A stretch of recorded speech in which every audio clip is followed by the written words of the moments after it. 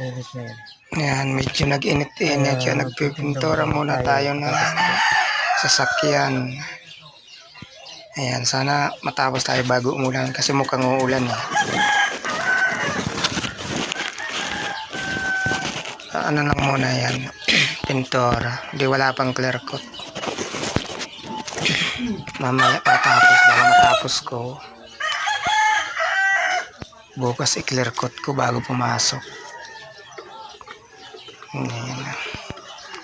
Pakunti-kunti lang dyan ang timpla ko kasi baka masayang sumobra. Kunti na lang kasi